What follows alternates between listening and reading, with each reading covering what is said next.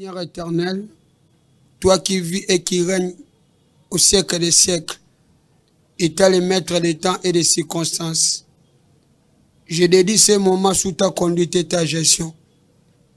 Bonzambe na yo ezwa contrôle, likola mitema libota na yo, que la confusion et l'humiliation et la partage aba onyo so ba s'opposer à la vérité pe na pensée na yo. Manifeste ton autorité et ta puissance afin que ton peuple cette soirée soit édifié, consolé, délivré dans sa pensée. Que la gloire soit à toi, que le salut soit pour ton peuple. Zala solution pour la biso, zala confusion pour l'adversaire et la vérité. Biso to lis-moi, qu'assio soit pour apparaître, pour donner, pour délivrer, pour guérir, pour ramener ce qui était dans la voie de l'égarement. Sois notre Père, du début jusqu'à la fin de notre mission, au nom puissant et glorieux de notre Seigneur Christ. Amen. Bien-aimés,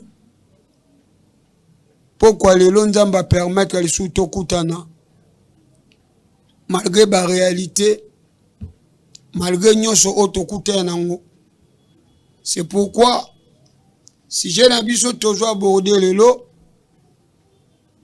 ils ont intitulé l'inondation. L'inondation. Bima na pensé à bon moto. Kota na pensé à bon Nzambe. Bato batanga la Bible. Soko tangi mukanda Ecclésiaste 1:9.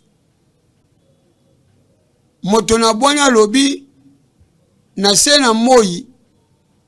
Likambo sikeza te. O tozo vivre. Ezala déjà. Mais nini esala ki makambo to vivre lelo. Oh, et le karalobe comme sous lelo. Bien aimé, qu'est-ce qui suscite l'inondation? Batu balinga kotanga selon bango. Balobani catastrophe naturelle. Selon bango. Mais si on tourne Nzambe, awe biso cause ya inondation. Na lisungia molimo mosantu. Première inondation, ouais ça mana mokili. Babenga ngo déluge. Mais kaka na déluge wana, il y avait un homme na komba Noé. Noé, avant que Nzambe a déchaîné na kanda na ye, Nzamba benga Noé, alobi nazo regretter pour na kokela mutu. Pote chaque jour makanisi ya mutu ekendaka na mabe. Alors moi je me suis décidé ya ko détruire mutu. Olandanga bien. Si je na biso alelo l'inondation. Mais you Noé, tu as trouvé grâce. Il y a grâce et bandikala. Avant même Jésus à apparaître dans Nzoto, la grâce existait déjà. Bien aimé, Nzamba bisi Noé, katan zete à go faire, salaboatu, kotana libota na yo, koti sape banyama mi bale. Bien aimé, oh, pona okata nzete na zamba, mutu a besoin veste te. Mais pona okoma député, pona okoma ministre, bango nyoso balata akaba veste. Pona bamusu pona okoma pasteur, faut lata col pastoral. Bamusu balata batoge. Mais bien aimé, Noé andimi risque na zamba fumia zalaka na zamba banzete ozo kisaka basende Noé andimi azoka mais ayoka pe atosa mbela na Nzambe. Bien aimé, Noé kataki nzete asalaki oyo Nzamba recommanda kiye et puis bamonaki lokola baje Nzamba zui patience pourquoi pour la romona obéissance ya Noé. Tangu bwetu esili Nzamba bisi Noé kota na libota na yo. Mais ce qui m'étonne, moi, Noé, banyama bayoki Noé, banyama babangi kanda nzambe. Mais tant Noé, azo koyebisa ba camarade na ye, ba voisin environ, Noé komaki sujet à moquerie. Nzambe abisi Noé kota. Noé koti na boîte. Oto bengi arche. Mais Noé zalaki na clé ya arche te. Noé akoti na libota na ye, na banyama kolandisa elobeli na Nzambe. Nzambe mukolo mission aye akangi arche. Bato amonaki le roi Maseki likolo esali nini eindi. Bato bakanisa yeke mbula robeta to musu pendant 2 heures du temps. Tant mbula ezui déjà 2 jours. Bato bazalaki na banda kwase ezalaki de désolation pona bango. Esalaki sujet esengo pona bato yo batongaki bandaka ba 2-3 niveaux. Ya banda ko étage bandi lelo te. Bandi lelo te. Et puis Noah zaki congolais te. Bien aimé. Mboule beta 40 jours 40 nuits. Et tout le monde avait péri. Likola nini. Ya koboya koyoka. Pe kotosa. Elobeli ya Nzambe. Or, soki Noé azalaki messager. Lelo pe Nzamba zo koba. Nzamba zo mona na te. Nzamba zo bombama. Mais azo continuer kotinda ba messager. Yango sujet to elio lelo l'inondation.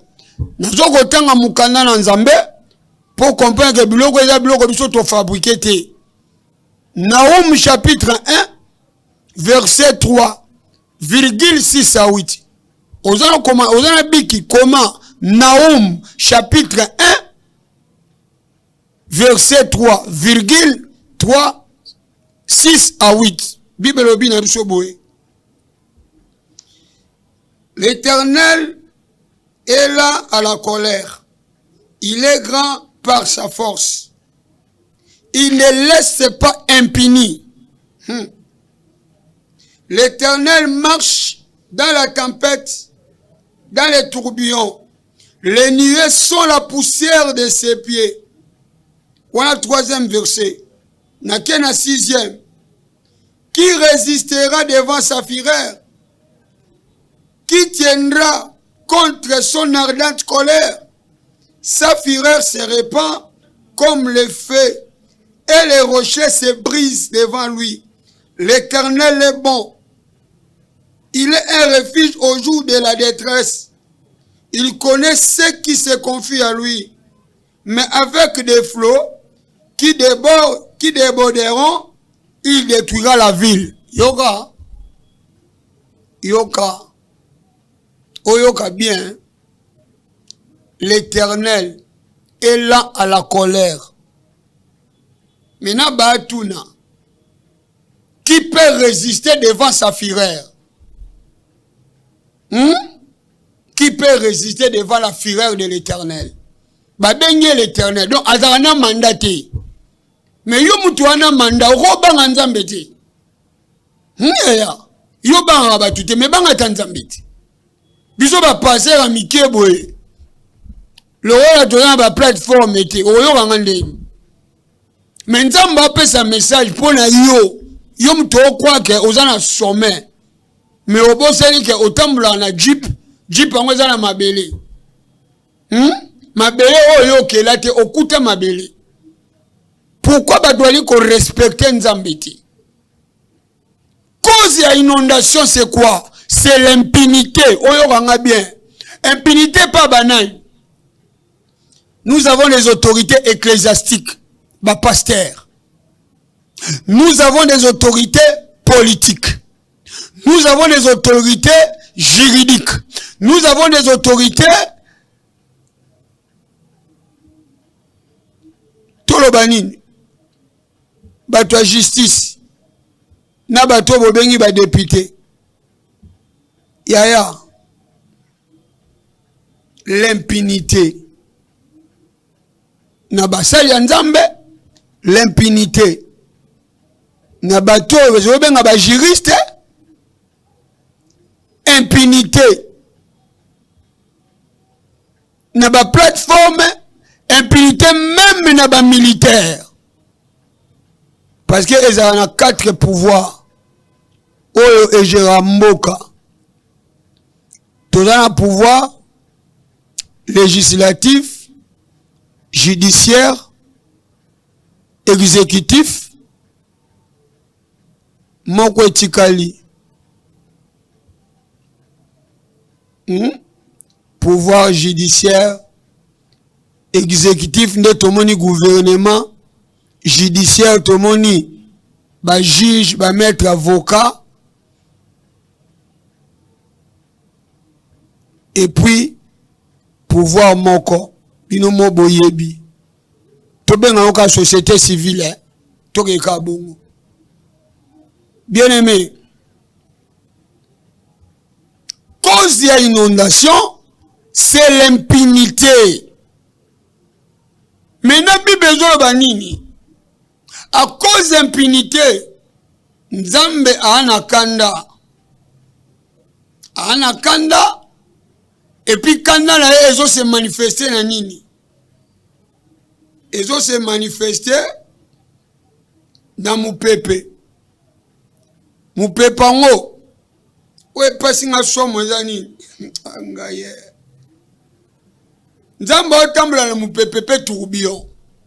Nzambe ana besoin jipité pour le monde a jip no sukisa ko Nzambe otambula na Mupepe Bible lobi les nuées mapata soke indi eza putulwa makolo Nzambe tala oto mapata indi Mupepe tango zo ningisa mapata tomoni inondation moni mbula mbula tango zo beta inondation esalami oyoka on a inondation gyrophare otambula te na inondation tomona igunati changwe kabonya omugande mona bunagana chango tika na kote nango mo amba funa o babela nini izala lukunga funa etika ngambo chango comme este nini sala libongo inondation.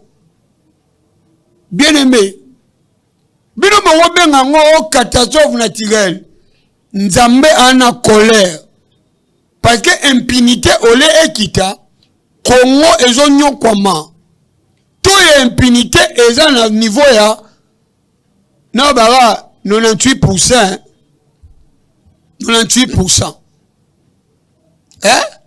Banti-valeur ezo kondamboka. Ba valeur eza soute. Mabe ekomi malamu ekomi na mabe. Ko banela ba pasteur. Maintenant yoka eloko Nzambe na ngokanda pona ba pasteur. Esaïe chapitre 10. Yo mtu ana ndaku so lingo sika na yo. Pour vérité la nora bongo. Esaïe 10. De même que ma main a atteint le royaume des idoles. Yoka. De même que ma main a atteint le royaume des idoles. Il y avait plus d'images qu'à Jérusalem et à Samarie. De même, ce que j'ai fait à Samarie et à ces idoles, ne le ferai-je pas à Jérusalem et à ces images? Yoga, batangi Jérusalem, mais le long na webiso totanga magambo pambate. Bible yango pe batera na l'église wana. Balobaka ba yebi Nzambe. Mais na l'église ba photo zo sala nini. Na lobango. Babara kandeza na moko. Ba flat hotel okotika la omona jamais photo mukolo flat. Mais pourquoi chaque église tout le monde a ba photo? Que sert les photos na kacha l'église? Biloko wana ole Nzamba yebana badadi bakomi influent na mboka. Ole Nzamba za l'influent badadi bakomi influent. Biloko ndezo pesa kanda Nzambe lokwa Nzamba komi na bambanda. Yango moni akoma frappé. or église elles ont représenté première dame en Nzambe na sena moi. Est-ce que moi si à mon konzi bako osimba e mais so moni mbule comme tu na niveau autant dans l'église ma mbule côté une église yo passé au comprendre que yo comment banda Nzambe et puis bandi mi bola fidèle na l'église wana oyoki o pour la basali en Nzambe vous avez débordé. Dieu est esprit et ceux qui l'adorent doivent l'adorer en esprit et en vérité. Mais aujourd'hui, nous adorons les images. Nous avons des cultes de personnalité. Maintenant, où est la place de Dieu? Où est la place de Dieu? Maintenant, pour la batunyonso, na ba politicien, verset Proverbe chapitre 1 verset 14. Natangango, toke no malembe tina suka. Sujet na biso l'inondation. Yoka. Proverbe 11 14.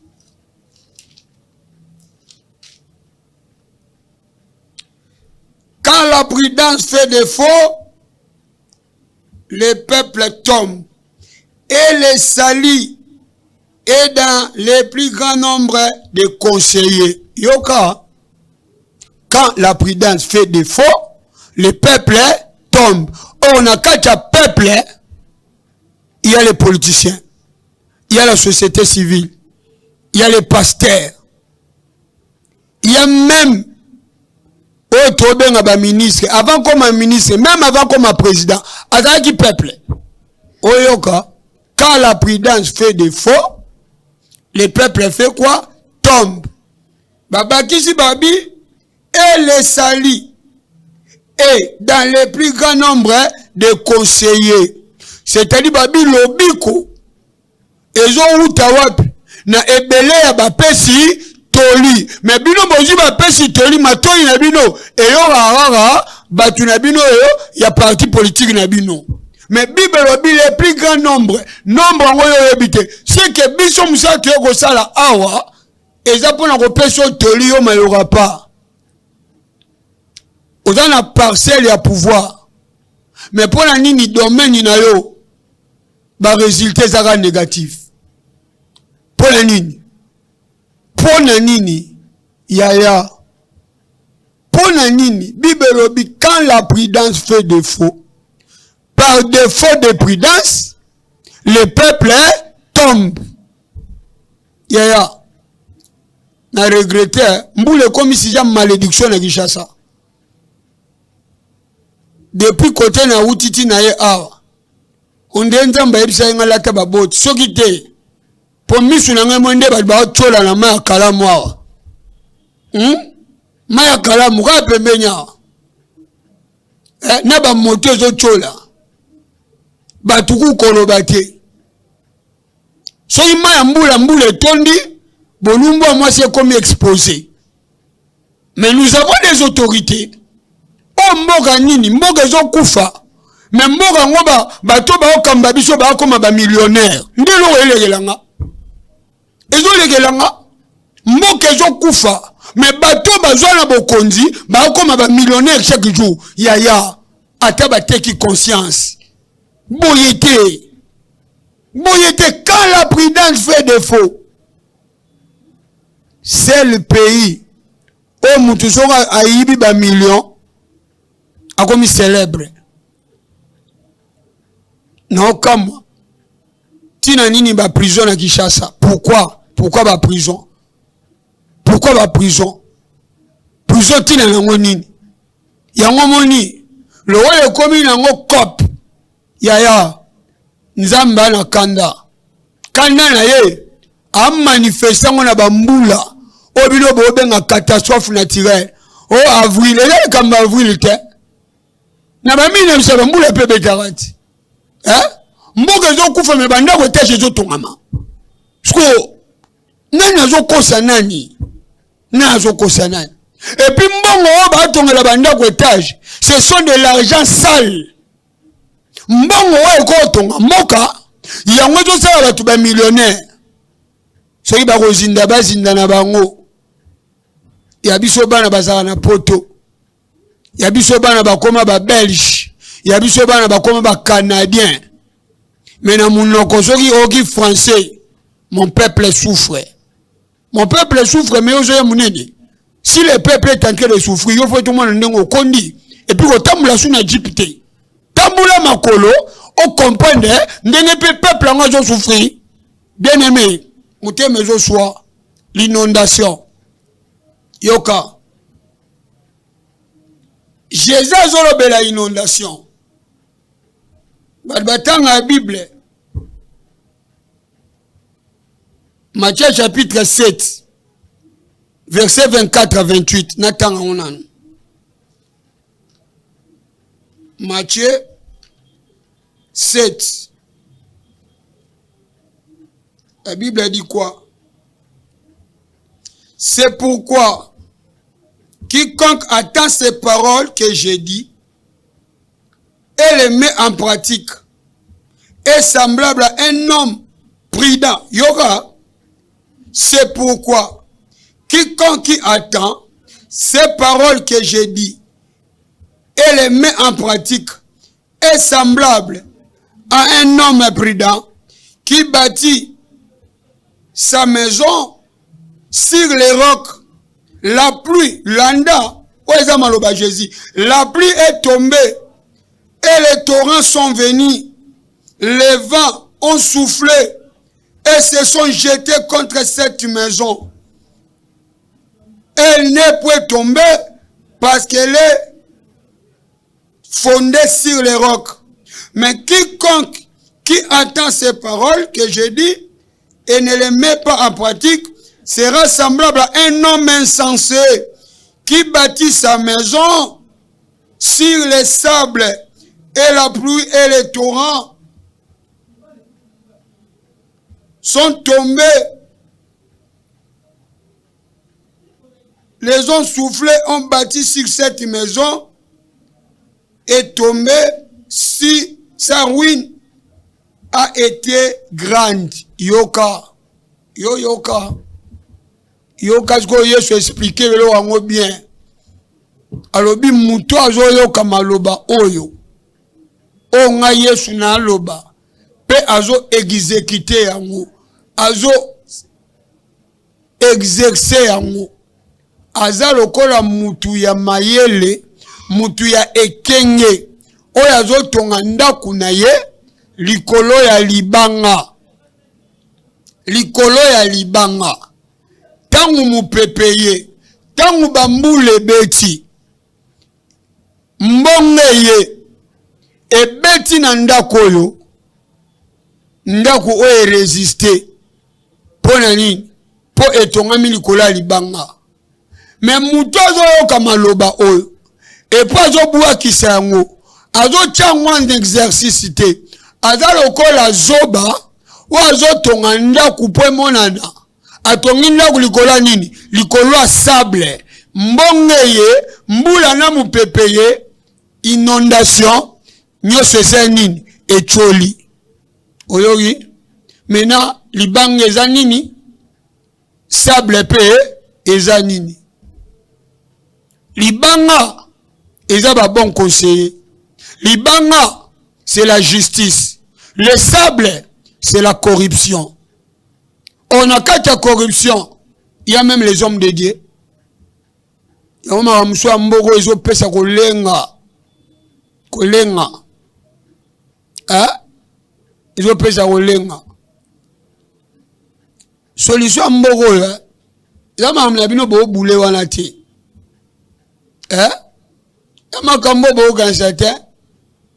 Ou to sala démarche.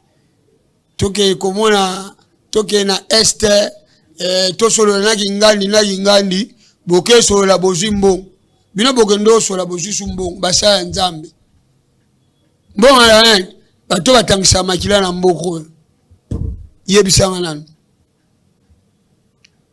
mugolo David akenda liboso Goliath azoka lo Goliath akopera na Goliath géant. Il y a les géants. Bande ba otangisa makila na este. Bino boke pa ba géant bozimbo. Et puis bozaka na Bible. Soki ngai na odémissionner nanga. Yebisaka nzambe bon lo ba yambinga bien. Na moi musalo na tiki na ngango. ola okosaka na komba nzambe photo tika. Et puis ba politicien bazaka sima batwana motema pasi. Hein? Bibelobi les sali et dans le plus grand nombre de conseillers. Il y a des conseillers oyo mona na misute ou aza pembe na yote mais nzamba zo tinda malobe pai na ye pour yo changer on comprendre que entourage na yo eza rempli na banani na ba sable. Hein? Binda ko batonga na sable. E matambangwe yo mona mboko so mona ka batie ba tol. Après 6 mois sur le que mon sous bateau tenda comme lai. So mona mboko nde komi. Donc to komo banga. So mona ka batie ba tol. Ngoba longola ba tol. Ndawe ekola na ba vitesse. So tuni ya kingandi. Bato baza ben touchable na mboko. Hein? Baza ben touchable pour piétiner la grâce de Dieu. Oh, la grâce est la vérité. Bato balingi vérité te. Bato balingi hypocrisie. Bato balingi ba bete la ba maboko. Ah, bien aimé. Motema passe l'inondation. Un homme prudent. Eza mutwazo yoka. Mbela na nzambe pe kotia ngo na exécution. Tangu mbonge goya, mbule goya, mbonge zani, makamto mwana mbokati. Kongo eza secoué partout. Kishasa, soli mbule beti, place ocha lokole zate, njele zate mabulu partout. Kuna na este, guerre ici la nangoti. Vous comprenez? Pourquoi? Banti valeur le kebele. Banti valeur le kebele. Maintenant pour nous mettre fin. Pour nous le oyo. Il ne faut plus ça. Bilongi mususu tonzamba amone yango. Na kata fonction. Nzamba osilika. Mais nzamba osilika. Mais bateau bazala pembeni. Bazala na bateau de commandement d'institution. C'est ce qui crée makambo tomo na mboko. Yaya. Toyaka avec humilité et simplicité de cœur. Nga lobara. Nga sala prière te pona bota makongolais. Congo za mabete. Mais je suis à Congo. Et à Mabé. Yaya. Un homme prudent. La prudence c'est quoi? La prudence, selon la définition, c'est la sagesse, c'est la vertu qui fait discerner et pratiquer ce qui est convenable dans la conduite de la vie. Bref, c'est prévoir pour éviter les fautes. C'est ça la prudence. La prudence, c'est la prévention pour éviter les fautes. Yaya. Au lieu d'innovation, les pays vont de destruction en destruction. Mais nini esa la bongo? Kishasa ngo yango ezala kaka. Mais problème toi na ngo ezani. Libange ezate sable. Mboka zo eza géré nan sable. Or le la sable eza. So mbule beti et chola nyosoti. Autant sable et choli. Nini etigala mabulu. Na banki mabulu. Na institution mabulu. Na l'église mabulu. Pourquoi? Pour batu bali koyoka nzambe te. Batu basala o motema na bango yo senga bango. Prudence eza soute. Mutu nyonso alinga sala o ya lingi. Or, celui qui nous a donné ce pays, ce n'est ni les Américains, ni les Belges, ni la communauté internationale. Toyemba on a hymne national. Au pays Congo, Desaye, bongote, bongote, yaba kokote. Quand ba koko bazalaka batika mboka ngo bongo, jamais. Quand ba koko bazalaka mboka zalina mabuluti. Quand ba koko bazalaka este wana pe zalaka nango polele te. Mais lelo, est polele, ba jipa kande zo tambola, tozomona ba cortège à danger, ba veste n'habite. Le lot que la politique comme ça peut. Tout le monde a des députés qui ont commissaire du peuple. Bakabula mbongote. Bakabula mbongote. Mais le lot on a commissaire du peuple. On va comment kabula mbongo. Donc, qu'on se retrouve dans la carte politique, ils ont comme un patron. Bien aimé. Nzamba béni David, c'est l'homme selon mon cœur. Le jour où David a débordé, à quelque chose, moi c'est abattu. Hein? Et puis moi c'est un il y a soda. Oui, mais comment il y a David? Hein? Mais c'est lui qui était le roi. Souvenez David, babéni l'homme selon le cœur. Ajou moi c'est abattu. Et puis, soda, moi, j'ai dit général, n'habite, il y a un azaki caporal, adjudant, lieutenant, n'a habité. Mais David avait rejoint moi si à soda.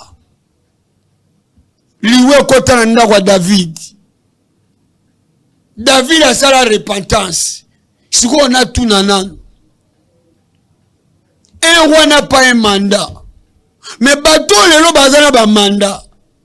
Ba on va David. On se repentaki. Après avoir commis les forfaits. Mais combien de forfaits dans la mboka oyo? L'impunité toujours. Mutsoka ibi ba protéger. Ya bango ko iba ba benga ngo ka détournement. So biso to etolobi mabe. Pour biso to dans droit aux Congolais, cause à la Congolais et ça cause à la ministre, gouverneur à banque, cause à la chef à parti politique ne ba Congolais ba wana. Mais pas tout ba quoi ba kabasele biso ba oyo. Ozoka le kina ba chena mindele kuna ba tunye mon peuple souffre, mon peuple wapi. Papa totika. Yango moni anzamba ko mko venger. Bible binzamba na kanda. Nzamba o garder rankin. A garder rankin na banani. Naba o bazo gouverner biso. Comme nous sommes un peuple inconscient. On a quatre peuple ba pasteur petoza. Soki to lobité. Côté ba kabla mbonga kongo ngana tozala bate. Yaya. Natanga Apocalypse 14. Na yoga nanu, Bible lobini. Apocalypse 14, 6 à 7. J'ai vu un autre ange qui volait au milieu du ciel. Il avait un évangile éternel pour annoncer aux habitants de la terre, à toute la nation, à toutes les tribus, à toute langue, à tout peuple. Il disait d'une voix forte, d'une voix douce, mais d'une voix forte. Ange Azab, au milieu du ciel. Au milieu du ciel, c'est quoi? C'est entre terre et ciel. Au milieu. Il avait un évangile éternel. D'une voix forte. À toute nation, à toute langue, à toute tribu. Quel a été le message? Craignez Dieu. Toute langue, toute tribu, tout peuple, craignez Dieu et donnez-lui gloire et adorez celui qui a fait le ciel, la terre, la mer et les sources d'eau. Il y aura, craignez Dieu, adorez. Il y aura, adorez qui? Ngalelo na okamba ba comme quoi adorer ba pasteur, ba comme quoi adorer ba chef à ba parti politique, on nzamba za ajouter. Ah, papa. Ba wa ba ya libozo le ki bango. Lelo ba msu bazanga ba cimetière na Congo, mais bazanga ba tout puissant na mboka oyo. Bien aimé, motema pasi. Babi ange wana attelemi entre ciel et terre avec un message à tout peuple. Onga na Congolais, onga na Rwandais, onga na Américain, na Français, Chinois, craignez Dieu. Mais aujourd'hui, au lieu de craindre Nzambe, bazo craindre Batu, bazo adorer Batu, bazo adorer ba parti politique na bango. Craignez celui qui a fait le ciel et la terre. Ozo donne dans la mabele, mais ozo donne dans l'eau la terre. Na mabele, ozo na courte durée à vie. Comme ton pouvoir a un début, a aussi une fin. Mais celui que tu dois craindre et celui que tu dois adorer n'a pas un mandat. Ba voter été. Azape na plateforme politique mon côté. Craignez Dieu. Yaya. Yo mutu batu ba yembelara. Ba komiso kamwa Nzambe na mukili. Mais pour ni inondation zo banga oti. Hein? Pour ni maya kalama zo banga oti. Pour ni manjile zo banga oti. Grand pasteur. Pour ni manjile tango tonde bangi oti. Et fongoli ba église na yo taba cadena danger mais et fongoli ba porte. Bien aimé. Bien aimé. Nzamba na besoin de repentance. Tozonga na ba valeur. Tout le monde a anti-valeur.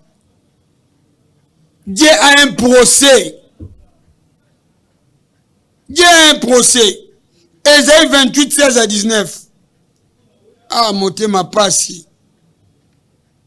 Ésaïe 28, 16 à 19. À 19. Que dit la Bible? Non, peut ça va verser. Yom to jijara, c'est là sentiment na yo. Yoka 16 Ésaïe 28, 16 Tokiti. C'est pourquoi ainsi parle le Seigneur, l'Éternel. Voici j'ai mis pour fondement en Sion une pierre éprouvée, une pierre angulaire, depuis solidement posé. Celui qui la prendra pour appui n'aura pas hâte de fuir.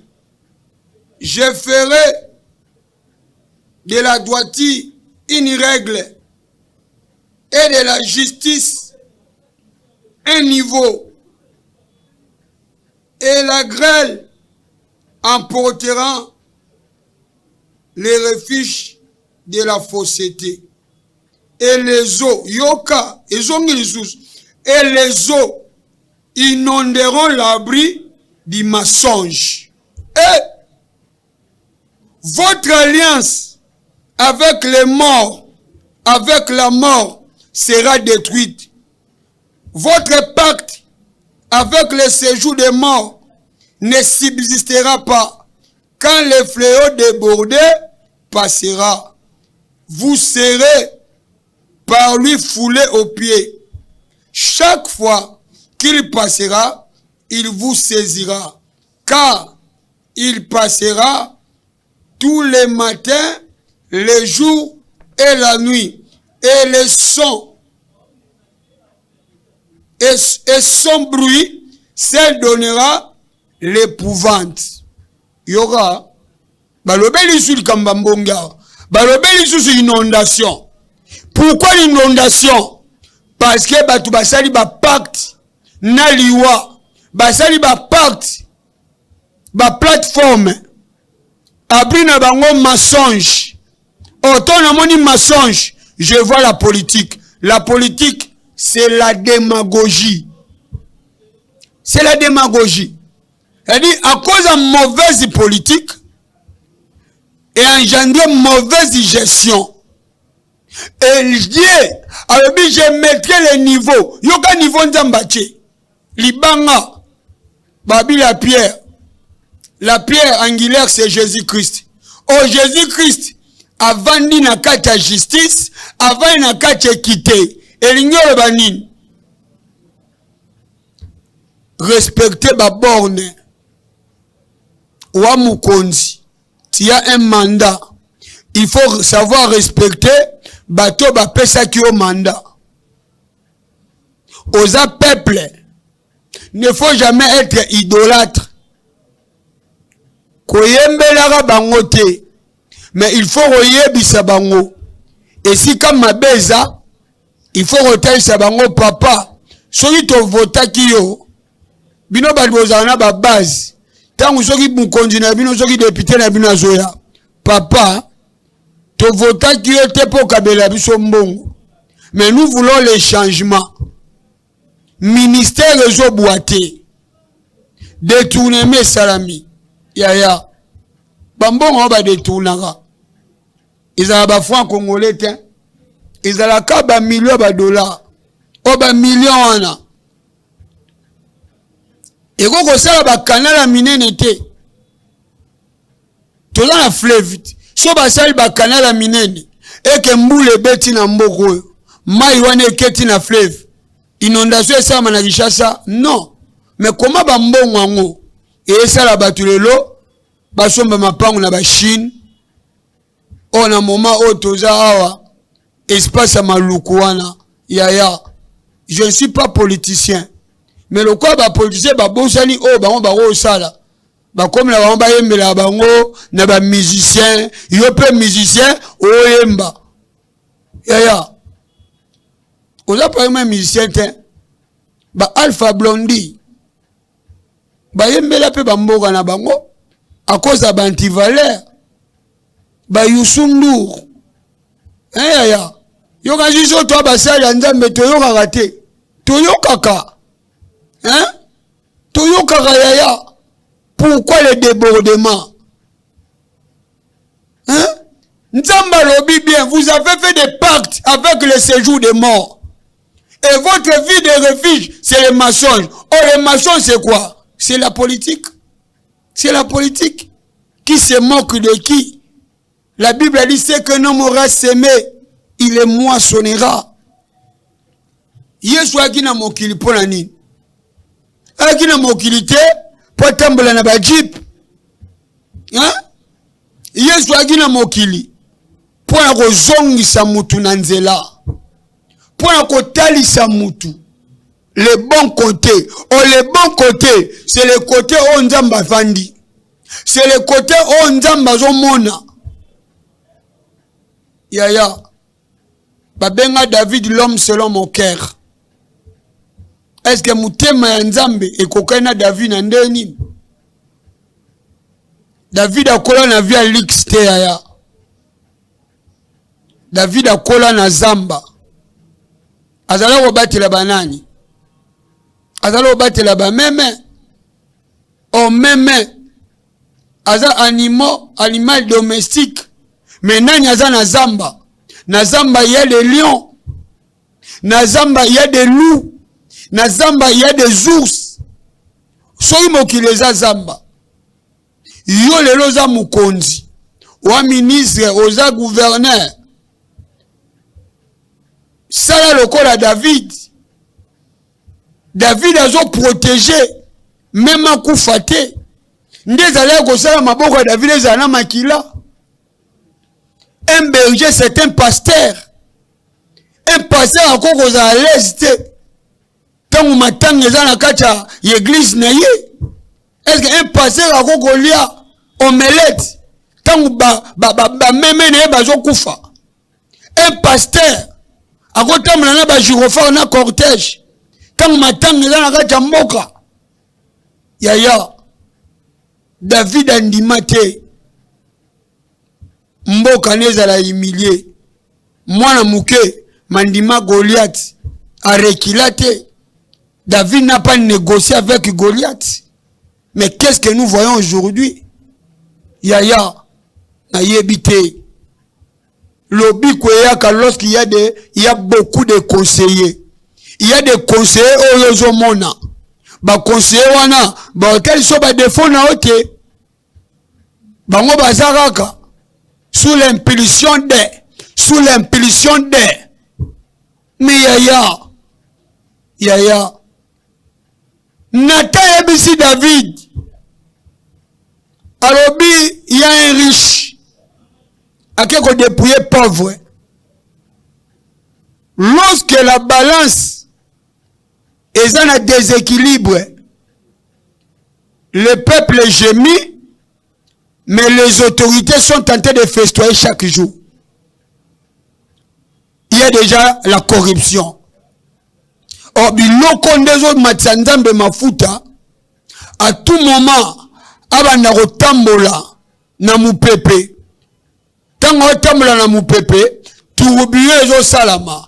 Tango tourbillon ezo salama, likolo indi, makolo nzambe che putulu na likolo. Mbula nyose bando robeta, eza la sanction. Yoma nzamba zolo bango na Esaïe 28, 16 à 19. Alobi tango nyoso, justice eza non appliquée. Tango nyoso, impunité ezo demeure. Ngai nzambe, nakobandaka kokitsa ba inondation. Oki cause inondation. L'impunité, la mégestion, le refus de la prudence. Or, la prudence, c'est la prévoyance. La prudence, c'est la prévoyance. Pour faire quoi? Pour éviter les fautes. Soyez ba prédécesseur. Ba mema imboka mabe. Mais yo. Zonga na ba valeur. Or, la vraie valeur, c'est mettre Christ au centre. Tant que Jésus est à côté, vous avez ambition, vous avez pensée, vous avez positionnement na bino. Bien aimé, le mal va s'empirer dans ces pays. Il y aura toujours des inondations. Nous avons besoin de revenir. Tout longwa. Na kacha sable eza ba mauvaise personne, ba mauvais conseiller.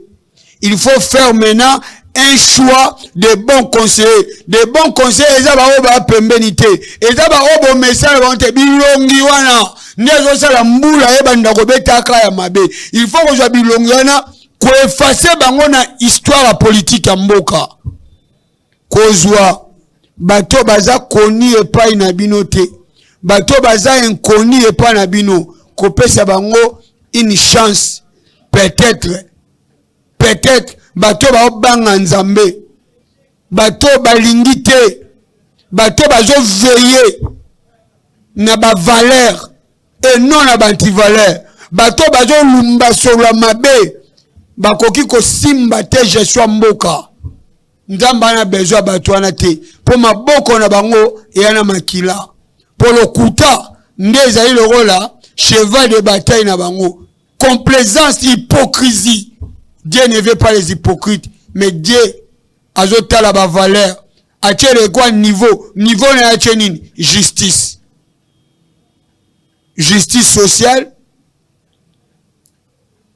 justice économie, justice même na institution na bino wazana matwa woyoka ayoka.